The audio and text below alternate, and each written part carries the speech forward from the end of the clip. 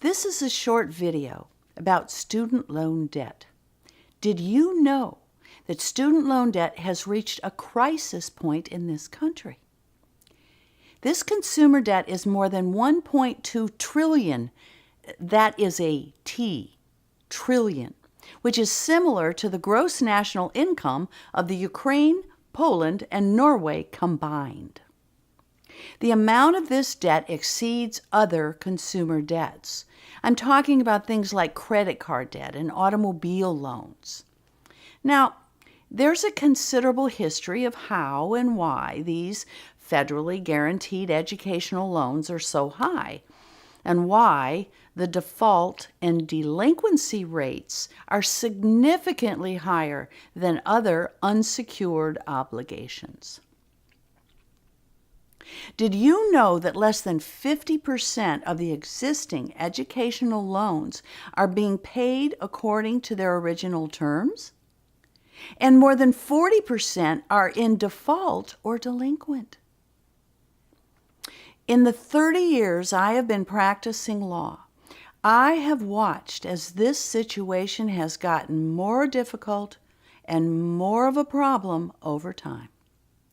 I have watched while for-profit schools have increased dramatically, and the costs of education have increased tremendously. And the interest rates?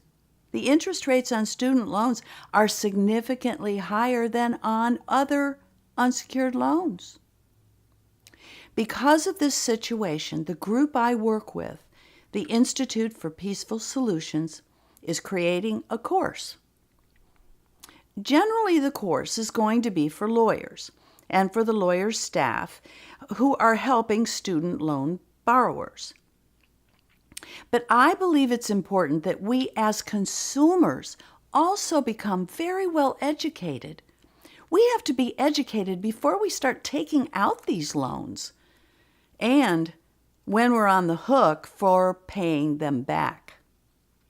It is close to impossible to get out of reducing the amount of the debt or repaying the loans.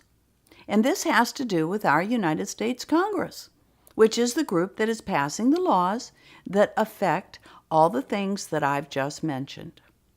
Now, the course for lawyers and lawyers' staff will be outlining and discussing a number of things. First, we're going to talk about the background of the educational loan industry.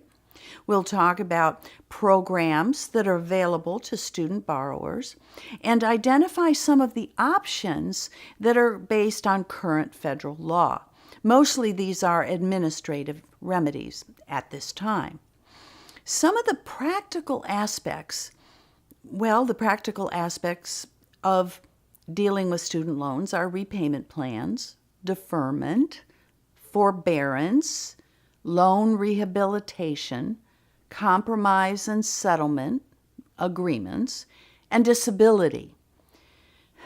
Unfortunately, disability is one of the only ways to avoid repaying student loan debt and the interest. There are a lot of nuances here, so I'm not going to go into a whole lot of detail. There are some forgiveness programs that Congress is trying to minimize or shut down. Why, just a week ago, so look in April 2014, the Wall Street Journal actually reported on this situation. This has to do with students who are working for nonprofit agencies, because then they pay a portion of the debt according to what they can afford, and then having the rest of the debt being forgiven after 10 years. Now, some of the tips for student borrowers. Number one, avoid borrowing under the student loan program if at all possible. 2, borrow as little as possible and try to keep your parents and others out of co-signing on your loans. Ask your school's counselors to explain the programs to you.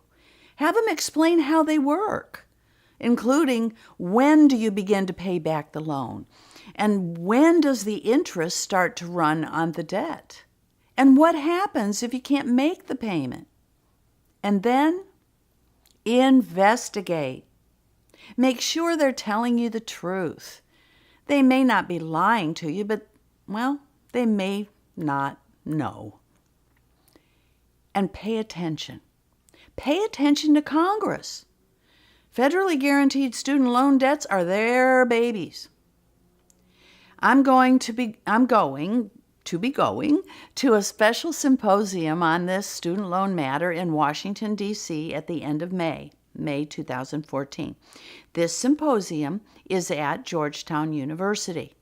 Many consumer lawyers really care about this issue, and it breaks my heart to see young people and well-trained professional young people coming out of college with such a stupendous amount of debt. So difficult that, well, they're unable to get married or to buy a home or even to have decent credit because they may have defaulted on their student loans. I've seen 50-year-olds that are still paying off debt and don't even have an associate's degree. Now, I don't take clients. I create continuing education programs. As said, I don't take clients. And this is not legal advice. And I caution you, pay attention. If you need information, look it up. Or go to an attorney who knows what he or she is doing. Don't get caught up like an ostrich with your head in the sand. Good luck.